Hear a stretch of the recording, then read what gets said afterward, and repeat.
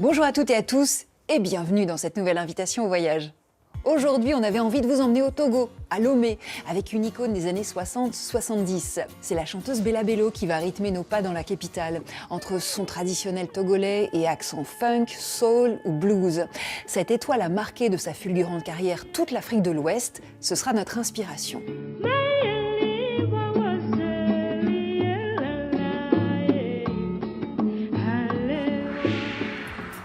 À New York aussi, on tendra l'oreille sur la 2e avenue. New York, qui dans les années 20 a connu un véritable phénomène, le théâtre yiddish. Un moyen pour les Juifs venus d'Europe de l'Est de se retrouver le temps d'un spectacle dans leur exil forcé.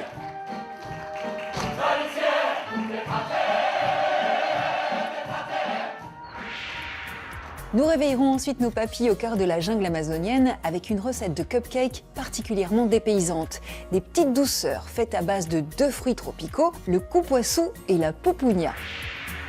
Enfin, nous ferons une escale sur cette plage du Kerala. C'est ici, à Calicut, l'actuel Coricode, que les Indiens ont vu débarquer Vasco de Gama, le célèbre navigateur portugais qui ne s'est pas comporté de manière très héroïque dans le sud-ouest de l'Inde. Mais avant de nous lancer à corps perdu dans ces aventures, c'est la devinette qui nous emmène dans le Périgord. Au 19e siècle, la région est dévastée par le phylloxéra. Ce petit insecte détruit les vignes, mais si l'on regarde le verre à moitié plein, il va aussi contraindre les Périgourdins à réagir.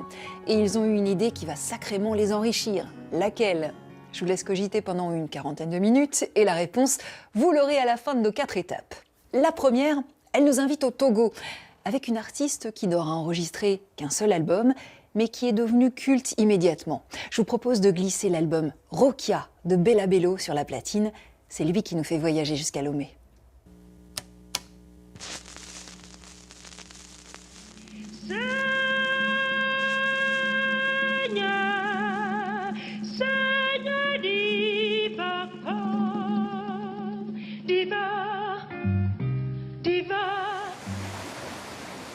C'est un timbre limpide et magnétique qui a surgi de la terre togolaise au début des années 60 et qui s'est éteint brutalement au bout d'une décennie d'éclat. Celui de Bella Bello. La chanteuse, née en 1945 sous le nom de Georgette Nafiatou Adjoavi Bello, crée un son unique, une fusion entre langue locale, rythmes ancestraux, sonorités blues et funk. Très vite, Bella Bello s'impose comme une icône de la musique africaine moderne, se produisant de Lomé à Dakar, en passant par l'Olympia ou le stade Maracana à Rio de Janeiro. Elle voulait montrer toute la richesse culturelle en fait de son pays. Bella, sa force c'était que elle nous a donné quelque chose qui était à nous, tout le monde se retrouvait dans ses œuvres. Surnommée l'étoile du Togo, Bella Bello voit sa trajectoire s'interrompre en plein vol. En 1973, à 28 ans, elle meurt dans un accident de voiture près de Lomé. Mais en une douzaine de chansons à peine, la diva togolaise a su refléter l'âme de tout un pays.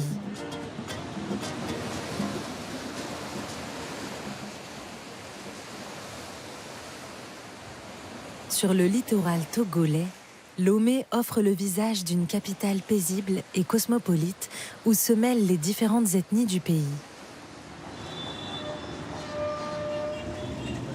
C'est dans le quartier populaire d'Abobokome que Bella Bello passe une partie de sa jeunesse dans les années 50. Celle qu'on appelle encore Georgette est l'aînée d'une famille nombreuse originaire du Ghana et du Nigeria.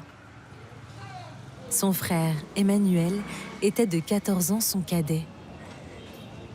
Georgette avait une voix puissante. Puis c'est une dame qui n'est pas de petite taille, c'est une dame d'une taille assez importante. L'image que j'ai toujours gardée, c'est qu'elle nous entourait beaucoup d'amour puisqu'elle nous racontait des histoires et tout. Et en même temps, elle sait aussi réprimer quand vous faites un petit pas à gauche, quoi. Mais quand Bella elle parle, on dit tout le monde rase les murs. Dans la famille de Bella Bello, le chant est indissociable de la vie quotidienne. qu'il s'agisse des airs traditionnels entonnés par ses grands-mères durant les tâches ménagères ou des messes qui rythment l'éducation de la jeune Georgette.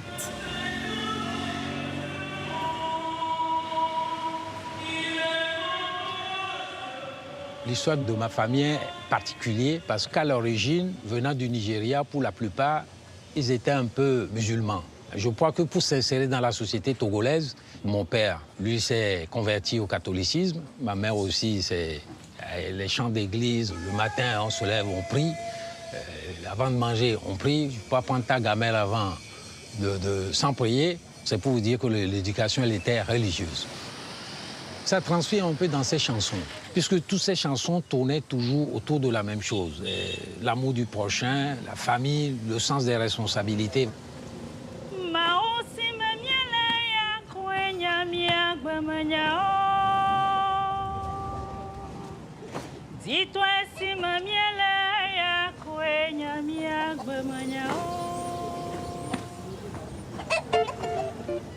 Lors des spectacles de l'école, la voix de Georgette fait sensation. Elle est repérée par un professeur qui la pousse à se produire à Lomé. Alors qu'elle n'a même pas 20 ans, la jeune fille enchaîne les scènes avec des reprises de chansons d'ici ou d'ailleurs. Nous, on était petits, on dit asseyez-vous là, on était assis en rang, on regardait tout ce qui se passait. Et puis on nous accompagnait au Centre culturel français, on était assis, on voyait, elle faisait sa prestation. Quand elle est sur scène, peut-être parce que c'est ma grande sœur, quand on annonce déjà son nom, vous avez le frisson. Puis quand elle arrive, voilà, c'est quelque chose, quoi. Hein, c'est une fierté totale, totale. L'année 1966 est un tournant pour la carrière de Georgette. Elle est choisie pour représenter le Togo au premier festival des arts nègres de Dakar, organisé par le président du Sénégal, Léopold Sédar Senghor. Cet événement a pour objectif de célébrer les cultures du continent au lendemain des indépendances.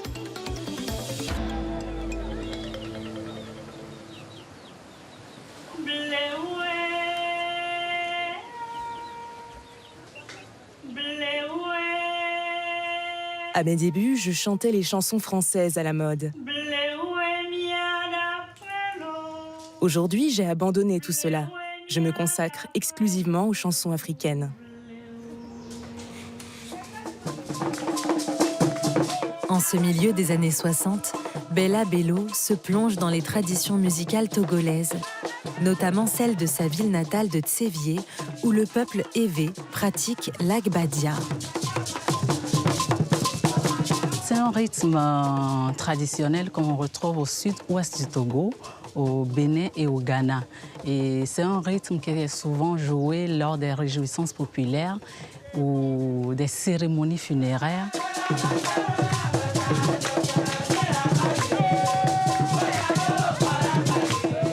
Si vous écoutez la chanson d'Asiko, c'est inspiré du rythme agbadia. C'est avec des percussions, des gons, des cascagnettes, des battements de mains.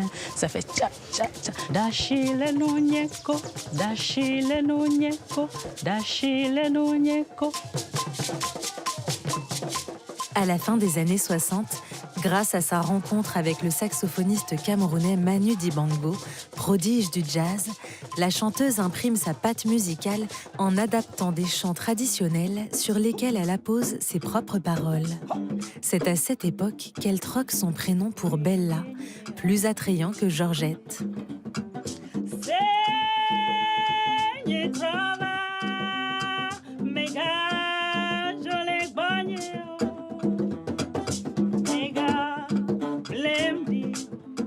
Bella Bello tirait ses inspirations dans les musiques afro-américaines. Par exemple, si on écoute du James Brown.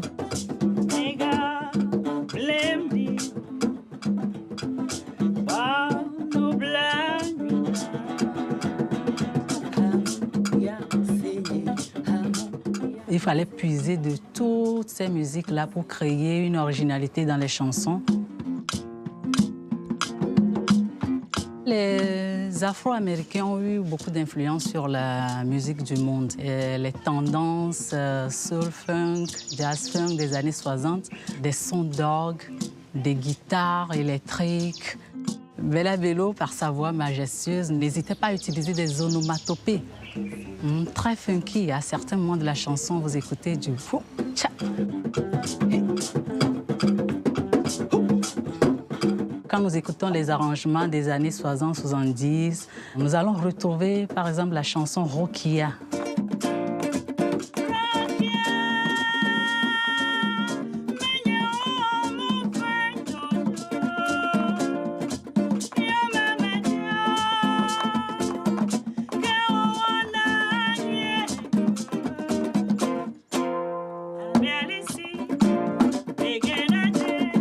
Dans Rokia, qui devient très vite un tube, Bella Bello touche à l'universel, avec des textes qui célèbrent l'amour et les valeurs morales.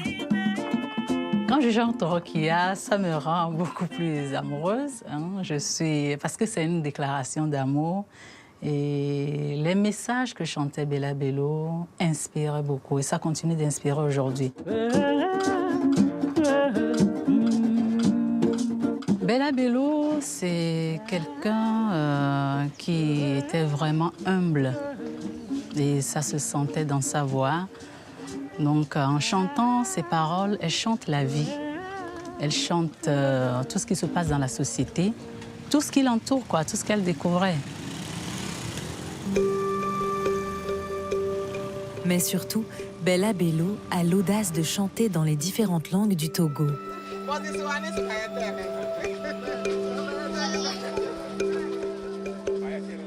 Elle est originaire du Sud, où l'on parle le mina. Mais c'est en langue thème, la plus répandue dans le centre du pays, que la chanteuse interprète l'un de ses plus grands succès, Zélié.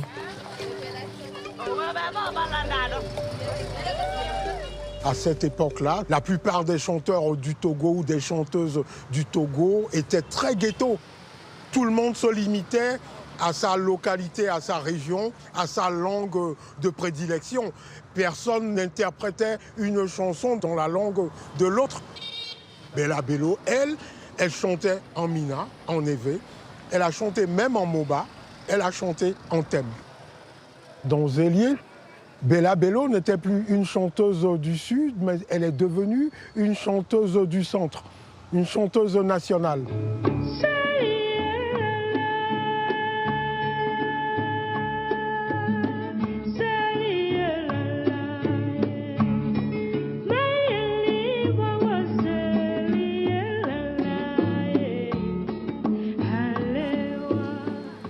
Dans la chanson Zélié, j'aime tout. J'aime les arrangements, j'aime les paroles, le texte, la thématique déjà, qui est une histoire d'amour, une histoire de la vie, avec deux challengers derrière une dulcinée, avec cette compréhension qu'il fallait que quelqu'un perde. Au début des années 70, Bella Bello fonde son orchestre, appelé Gabada, du nom d'un rythme du terroir togolais. À sa tête, elle brille à l'étranger et s'impose comme une grande voix du continent. La chanteuse revendique son appartenance au Togo jusque dans ses tenues de scène. À l'époque déjà, elle était essentiellement habillée en wax. Et elle montrait en fait du pays où elle venait, le Togo. N'importe qui ne pouvait pas s'habiller à cette époque-là en ces wax, parce que pour pouvoir s'approvisionner en wax, à l'époque, il fallait être quand même quelqu'un d'une certaine notoriété, parce que ça coûtait très, très cher. Et donc, c'était également une manière de montrer qu'elle ne porte pas que sa voix, pas que pour elle, mais que tout ce qui la rattachait en fait à sa mère patrie, elle voulait le montrer à travers toutes les scènes qu'elle faisait. Après avoir marqué une courte pause dans sa carrière pour se marier et donner naissance à sa fille, Bella Bello se prépare à partir en tournée aux États-Unis avec Manu Dibango.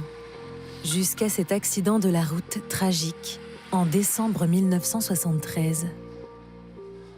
C'est après son décès que sort son dernier 45 tours, d'Enigban, qui signifie « Mère Patrie », comme un hymne laissé à tout un peuple. Digne peur,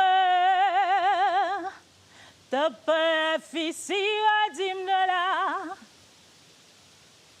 à la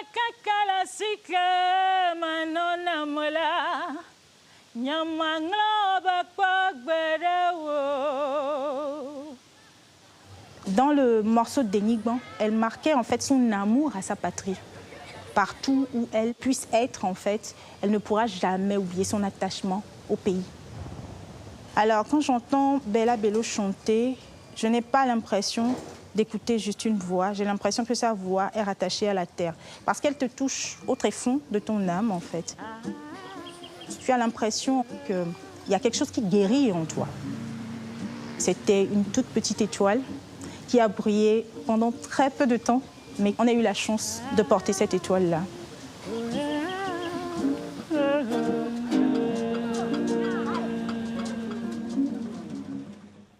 Au Togo, des femmes ont décidé pour se faire entendre de pratiquer une grève plutôt originale, la grève du sexe. C'est le clin d'œil de Thomas Chauvineau. Voilà une initiative qui change des manifs classiques, défilés, banderoles, slogans. Pour se faire entendre, des femmes au Togo ont décidé de faire la grève du sexe. Nous sommes en 2012, elles sont membres d'un collectif d'opposition et veulent pousser les hommes à s'investir un peu plus dans la lutte. Elles réclament, entre autres, le départ du président Faure Gnassingbé, qui a succédé à son père sans franchement honorer la démocratie. Mais aussi le report des élections législatives. Le président n'a pas quitté son poste. En revanche, les élections ont été reportées, preuve que le modèle peut être efficace, la ceinture plutôt que le sitting. Quand elles lancent leur appel, les Togolaises ont une référence en tête, Léma Boé. En 2003, cette militante organise une grève du sexe nationale au Libéria, ravagé par la guerre civile, pour obliger le président plus qu'autoritaire de l'époque, Charles Taylor, à signer la paix. Il quitte le pouvoir la même année et sera finalement condamné par un tribunal international à 50 ans de prison pour crimes contre l'humanité. Léma Boé, elle, obtient le prix Nobel de la paix en 2011. La paix, justement, c'est aussi ce que souhaite celle qu'on considère comme la pionnière en matière de grève du sexe, Lysistrata. Nous sommes en 411 avant Jésus-Christ, les Athéniens et les Spartiates sont incapables de se sortir d'une guerre qui n'en finit pas. Tant que vous ne ferez pas d'efforts, dit Lysistrata, eh bien vous irez vous faire voir ailleurs. Et ça marche. Dépités, les hommes finissent par déposer leurs armes pour reprendre leur cabriole, ou déposer leurs couteaux pour reprendre leur bite, si vous me permettez l'expression. C'est une belle histoire, inventée par le dramaturge antique Aristophane. Lysistrata n'a jamais existé. Mais 2500 ans après, quand on regarde l'état du monde, on se dit que le mouvement pourrait concerner pas mal d'endroits. Femmes de tous les pays, unissez-vous! L'international de la grève du sexe est en marche. Faites l'amour, pas la guerre, on a déjà tenté. On peut affiner et espérer plus avec ce nouveau mot d'ordre. Ne faites plus l'amour, tant qu'il y aura la guerre. Allez, on met le cap sur New York maintenant. Vous connaissez Broadway et ses comédies musicales? Eh bien, dans l'héritage, on vous fait découvrir aujourd'hui le Yiddish Broadway.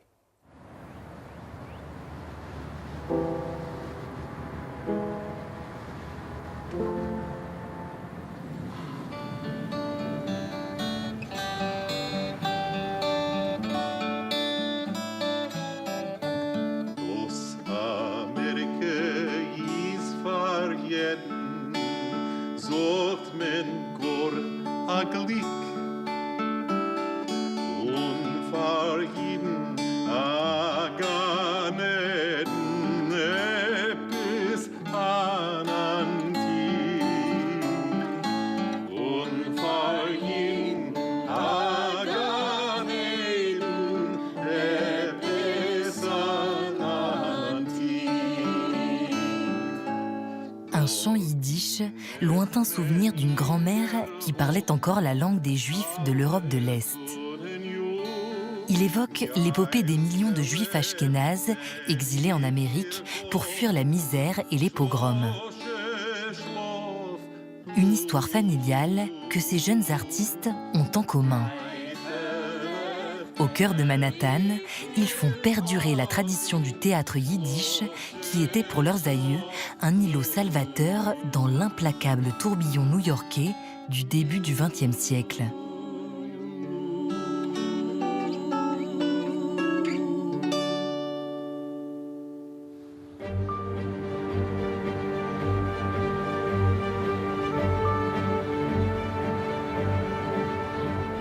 sud-est de Manhattan, le quartier du Lower East Side est au tournant du siècle la porte d'entrée de l'Amérique pour les immigrés venus d'Europe de l'Est. À New York, plaque tournante de la fabrication de vêtements à l'époque, ces nouveaux arrivants trouvent un premier emploi dans des ateliers de misère. De ce quartier juif, qui est à l'époque la zone la plus densément peuplée au monde, il reste aujourd'hui des immeubles aux façades patinées. Et l'imposante synagogue de la rue Eldridge, transformée en musée, un des premiers lieux de culte érigés aux États-Unis par des juifs d'Europe de l'Est. Ils sont arrivés sans savoir parler anglais, ou très peu. Et ils ont dû travailler très dur pour pouvoir survivre.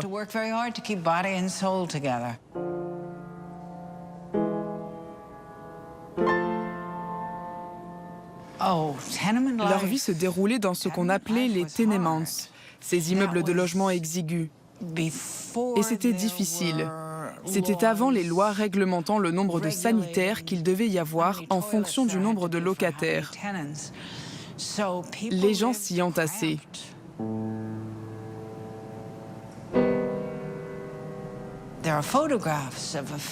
Il y a des photos où l'on voit des familles entières, recroquevillées, en train de coudre, de plier, d'emballer, d'enrouler tout cela à la main, car ils travaillaient à la pièce. Ils étaient payés à la pièce. Bon, ils faisaient ce qu'il fallait pour survivre. Est-ce qu'ils mangeaient à leur faim? Eh bien, il existe des documents. Et puis j'ai moi-même connu des gens de cette génération qui ont disparu désormais, mais que j'ai interviewés, qui disaient qu'ils choisissaient parfois de s'offrir un billet de théâtre plutôt que de dîner.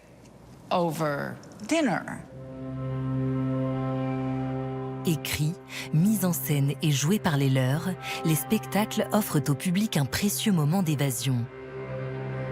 Longtemps frappé d'interdits religieux, le théâtre yiddish n'a émergé en Europe de l'Est que dans la deuxième moitié du XIXe siècle, porté par le courant progressiste de la pensée juive. À peine né, il entame son errance en suivant les migrations provoquées par la recrudescence de l'antisémitisme. C'est à New York qu'il s'épanouit pleinement au tournant du XXe siècle. Les Juifs et le théâtre, c'est quelque chose de surprenant. Les pièces qui étaient jouées évoquaient des scènes de la vie des spectateurs comme des comédiens. Tout le monde se reconnaissait dans les personnages fictifs qui étaient sur scène. C'était votre histoire que ça racontait, la façon dont vous aviez souffert, comment vous étiez arrivé jusqu'ici, à quel point vous aviez le mal du pays. Et parfois, il y avait aussi de magnifiques opérettes où on voyait le roi David ou le roi Salomon. Et tout d'un coup, vous qui n'étiez qu'un travailleur dans un atelier de misère, vous voyiez sur scène quelqu'un qui parlait en yiddish, tout en portant une couronne d'or et en parlant un yiddish très éloigné de votre langue du quotidien. C'était splendide. Devant ce public enthousiaste, dans les années 20, le nombre de théâtres explose sur la Seconde Avenue, bientôt surnommé Yiddish Broadway. Sur les planches, acteurs et actrices règnent sans partage. Des plaques aux étoiles élimées où sont gravés les noms des vedettes du moment rappellent aujourd'hui leur gloire passée. De cet âge d'or, il subsiste seulement le Yiddish Art Theater, transformé désormais en salle de cinéma. Le décor renvoie à l'origine orientale des Juifs. On a donc une sorte de méli-mélo d'éléments orientaux ou orientalisants. Et le coup de théâtre, bien sûr, c'est cette magnifique étoile de David au plafond.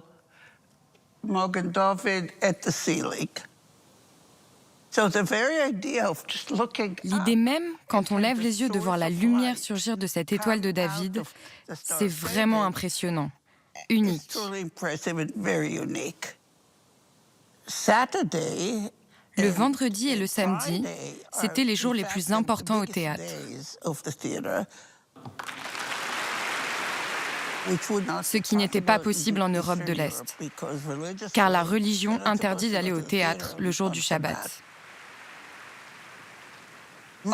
Il s'agissait en grande partie de comédies musicales, toutes sortes d'histoires sentimentales, très sentimentales, et puis des chansons. Ces chansons, on les emportait ensuite avec soi, jusque sur son lieu de travail. On chantait ces chansons. Les gens se mettaient parfois à chanter ensemble, dans le cadre d'un travail qui était très répétitif.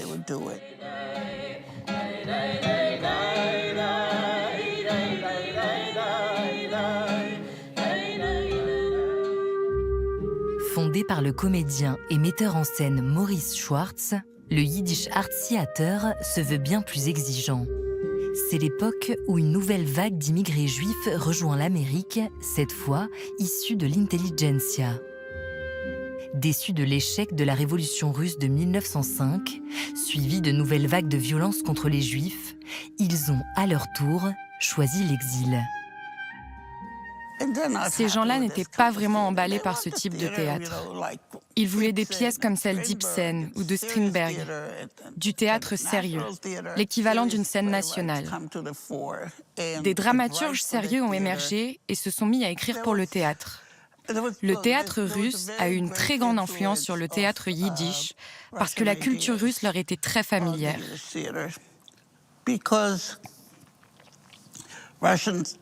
En dépit des pogroms et de toutes les mauvaises choses qui s'y étaient produites, la culture russe représentait pour eux l'apogée de la culture. L'idée était donc de créer un théâtre d'art, comme celui de Stanislavski, à Moscou. À l'ouverture de ce théâtre, en 1926, le spectacle qui a été créé était époustouflant. C'était une pièce d'Abraham Goldfaden, intitulée Le 10e commandement, mise en scène dans un style très avant-gardiste. C'était complètement fantasque, avec des personnages qui avaient 3 yeux ou 3 nez, toutes sortes de bizarreries inimaginables. La scénographie avait été créée par Boris Aronson, qui est devenu par la suite l'un des scénographes les plus importants du théâtre américain. Je pense que c'était le spectacle le plus avant-gardiste de l'histoire du théâtre yiddish, peut-être même de la scène américaine. C'était prodigieux.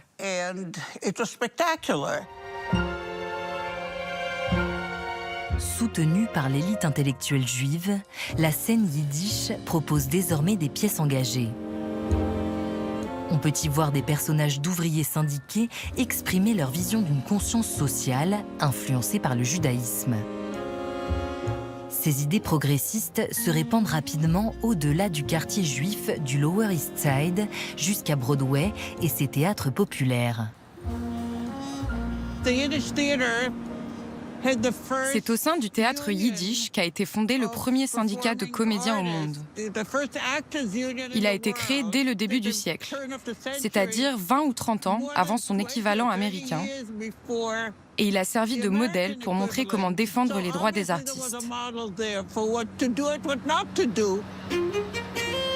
Acteurs et actrices migrent du Lower East Side vers Broadway où, en anglais désormais, ils enchantent le public par leur jeu expressif et leur irrésistible humour juif. Certaines histoires yiddish inspirent aussi des chefs-d'œuvre de la comédie musicale américaine.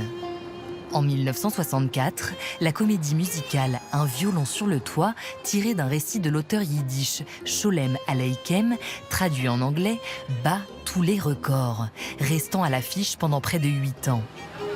Elle raconte la vie d'un pauvre laitier dans un shtetl au fin fond de l'Ukraine.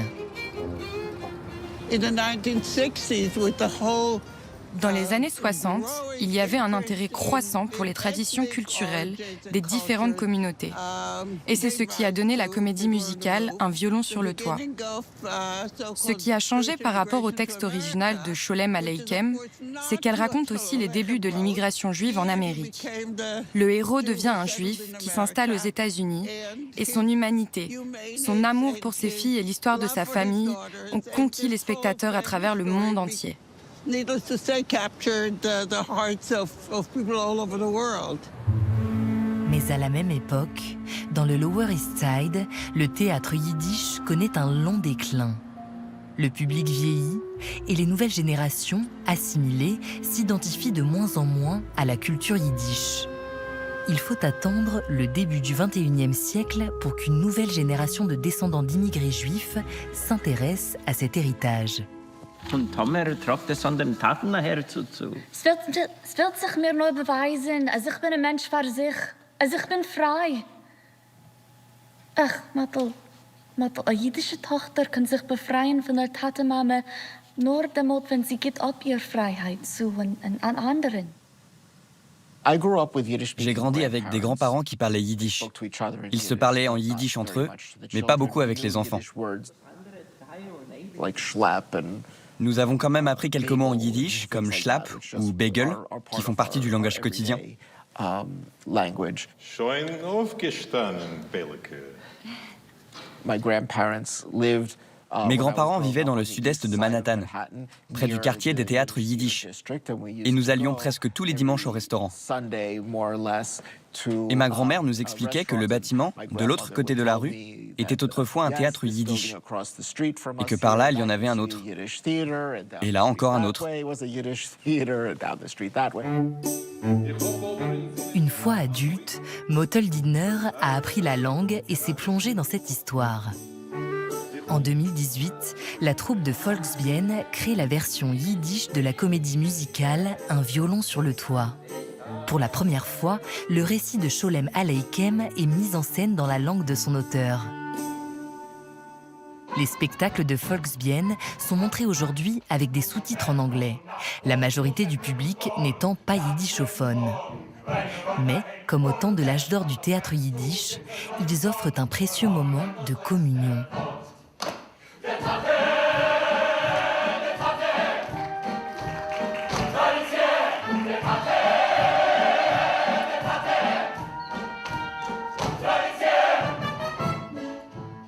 Voilà une idée pour le goûter à présent. Une idée qu'on part immédiatement cueillir dans la jungle à Manaus avec Monica.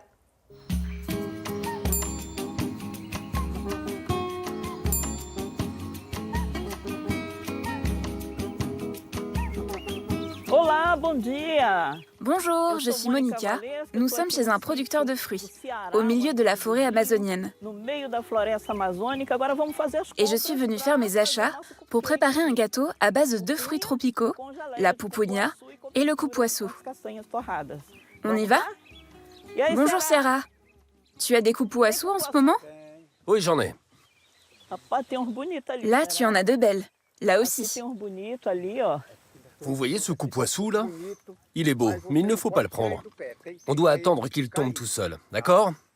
Ce sera le bon moment pour extraire sa pulpe. Sinon, sa pulpe ne sera pas prête à être mangée. Il tombera quand il y aura assez de soleil. Maintenant, on va ramasser de la pupunha. On y va?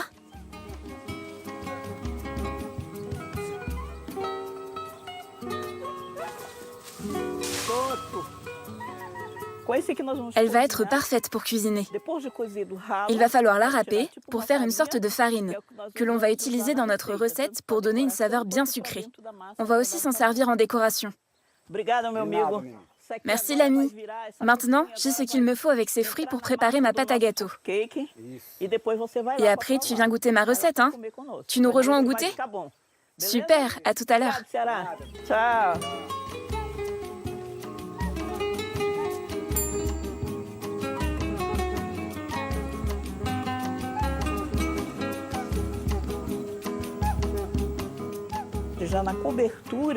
Alors, pour le nappage de nos cupcakes, on va utiliser le fruit du cupuaçu déjà prêt en pulpe. On va mettre 1 litre de pulpe. Elle a un goût très acide. On ajoute 450 g de sucre. Et on va mettre le tout sur le feu. Pendant que le nappage cuit, on va commencer la pâte.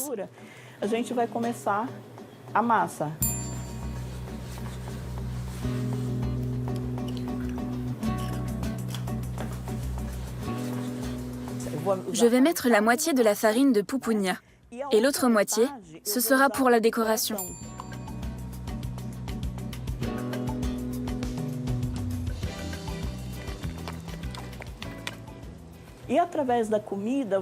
À travers la nourriture, on apporte la santé, la vie. Quand on est proche de la terre, on peut planter et récolter. On fait soi-même. Ça a beaucoup plus de sens que d'aller juste au supermarché, acheter des aliments déjà tout prêts.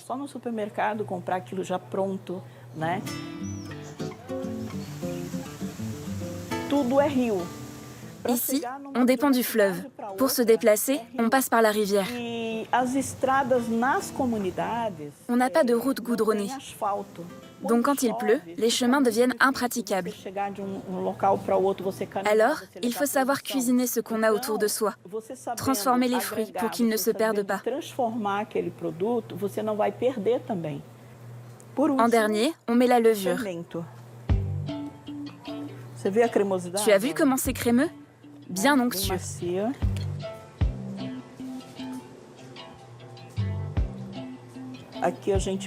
Je fais la décoration avec la farine de pupunha toastée pour donner une jolie couleur. Et maintenant, je les mets au four. 15 petites minutes et ça va être prêt. Là, on a notre glaçage qui va servir à décorer nos gâteaux.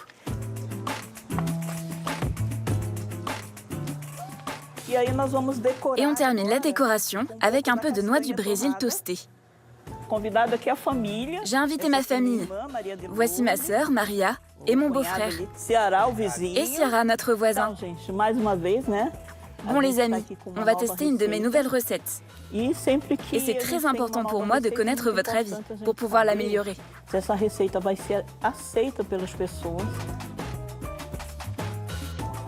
Je sens surtout la saveur du cupuaçu, mais c'est bien équilibré.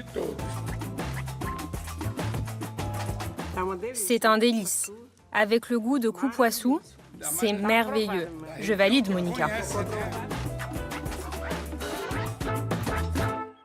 Merveilleux, je ne suis pas sûre que ce soit l'adjectif idéal pour qualifier le caractère de Vasco de Gama. Dans notre dernière étape du jour, en Inde, vous allez découvrir un visage, on va dire, inattendu du célèbre explorateur portugais. Calicut, ancienne capitale du district de Malabar, est une ville dédiée à l'activité portuaire. C'est sur ses rivages, il y a 5 siècles, qu'un célèbre explorateur a posé pour la première fois le pied en Inde. Ce qui est moins célèbre, ce sont les atrocités qu'il y a commises.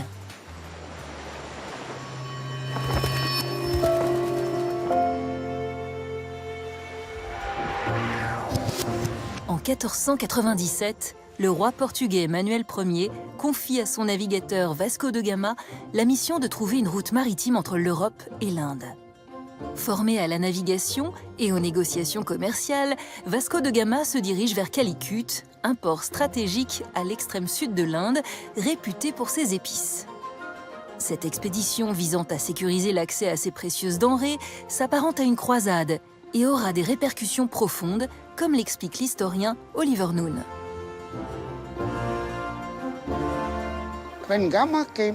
Lorsque Vasco de Gama arrive pour la première fois en Inde, il se rend compte que le commerce des épices à Calicut est en réalité contrôlé par les musulmans, tant en Inde qu'en Arabie et à Malacca.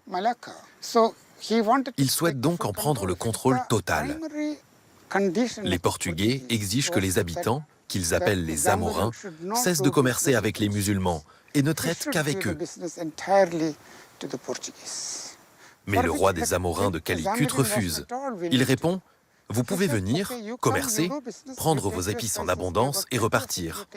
Mais je n'exclurai pas les musulmans du commerce. » Vasco de Gama ne repart pas bredouille, mais insatisfait. Il perçoit les musulmans comme une menace religieuse et un obstacle économique pour le Portugal. En février 1502, le roi du Portugal renouvelle sa confiance en Vasco de Gama et le renvoie sur la côte de Malabar. Entre-temps, un autre explorateur, Pedro Álvares Cabral, y a subi des pertes. Cette fois, Vasco de Gama revient avec 20 navires. Il veut venger le traitement infligé à son compatriote. Les instructions qui ont été données à Vasco de Gama sont claires: établir une colonie à tout prix. L'idée d'établir une base à plus de 8000 km de leur pays d'origine est un coup extrêmement audacieux. Mais les Portugais sont confiants dans la supériorité de leurs navires et dans la puissance de leurs canons.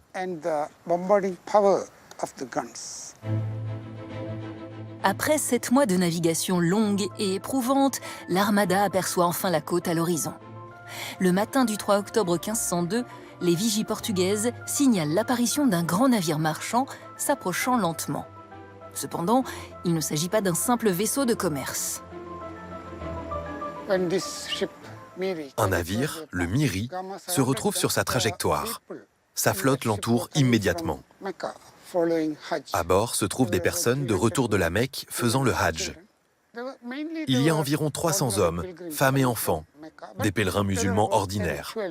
Parmi eux, une douzaine de riches marchands de Calicut. Ce sont eux qui entament les négociations avec Gama. Ils lui offrent de l'argent, une part dans le commerce des épices, et lui assurent qu'ils peuvent remplir 4 navires d'épices pour les Portugais. Mais Gama n'est pas d'accord.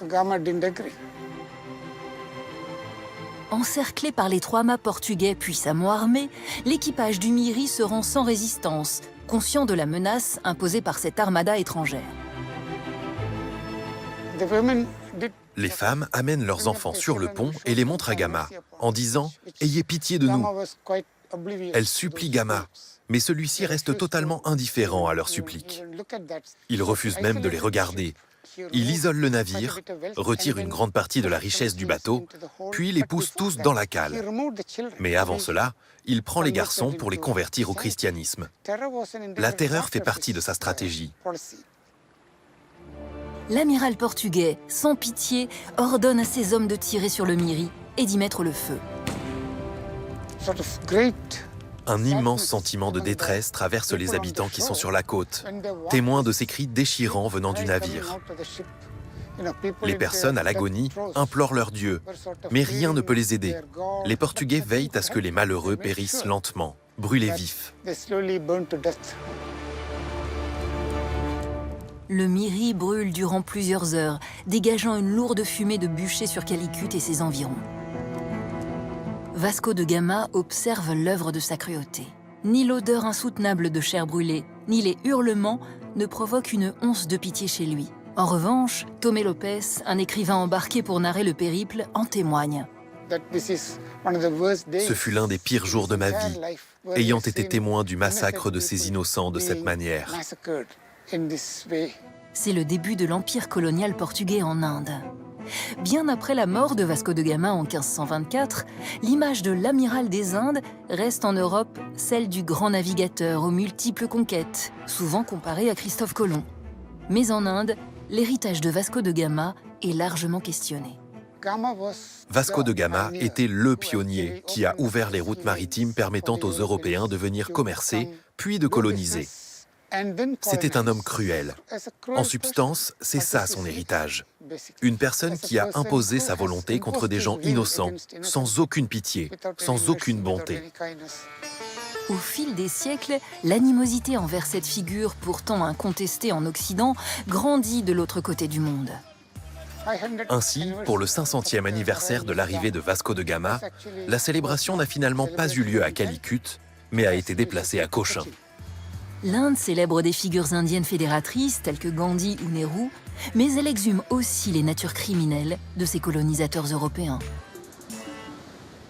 Ça y est, on a quasiment fini notre tour du monde du jour, mais je ne vais pas vous laisser filer sans la réponse à la devinette. Avez-vous trouvé pourquoi le phylloxéra a finalement enrichi le Périgord à la fin du 19e siècle?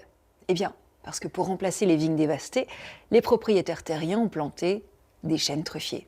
Ils ont planté des glands sur des centaines et des centaines d'hectares, en particulier autour de Sorges. Et au pied des chênes, vous savez ce qu'on trouve? Des truffes, ce diamant noir qui fait aujourd'hui encore la richesse de la région. Il paraît d'ailleurs que c'est l'aliment le plus cher du monde. Il y a quelques années, une truffe noire du Périgord d'1,2 kg s'est vendue 10 000 $. Je dis bis bald.